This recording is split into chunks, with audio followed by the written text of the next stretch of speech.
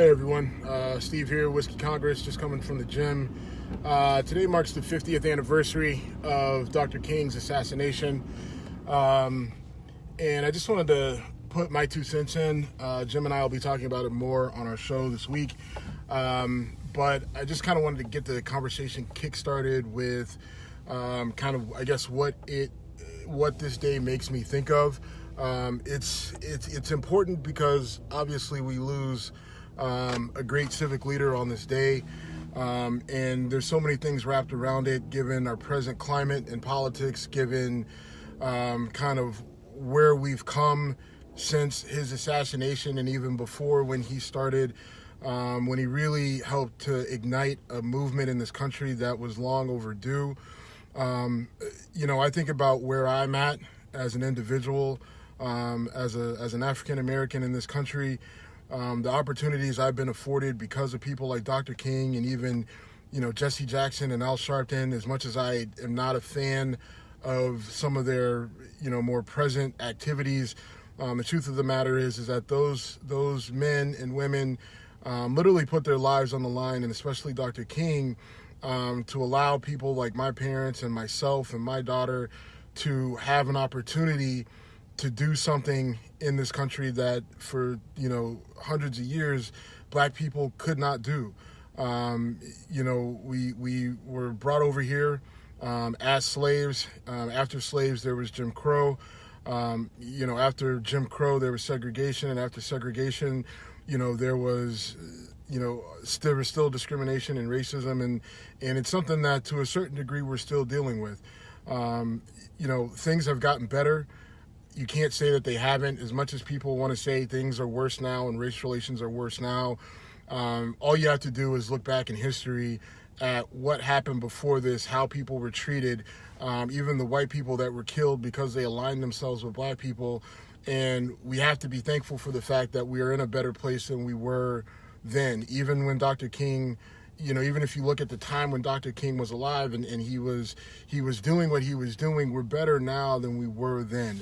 You can look at Trump and say that he's a racist, and you can look at some of his policies and things like that. But the truth of the matter is that, again, it goes back to opportunity.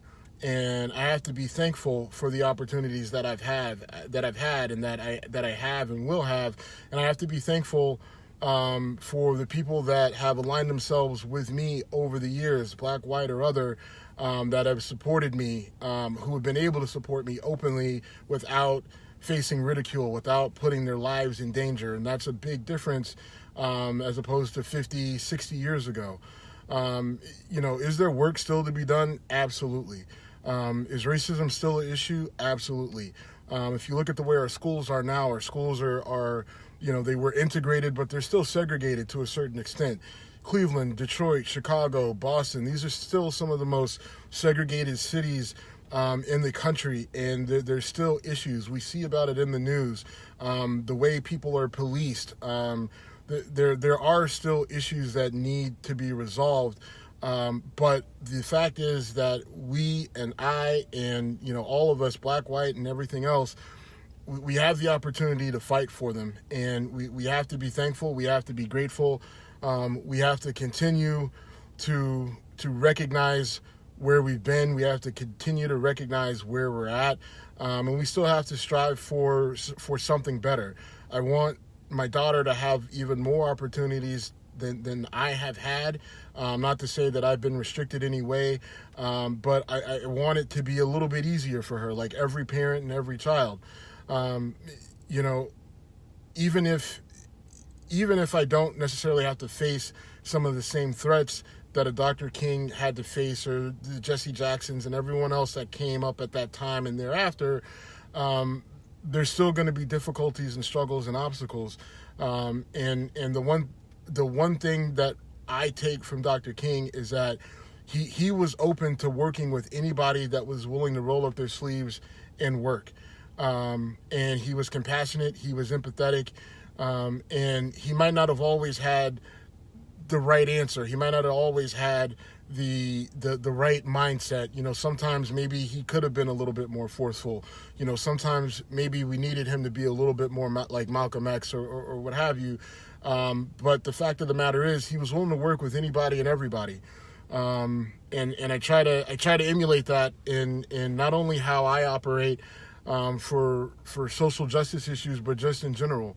And you know, it's important that we continue to remember and commemorate him and try to fulfill his dream, and we try to get to the mountaintop. You know, and you know, that's all I really have to say about it. But thanks for checking us out. WhiskeyCongress.com. See you later.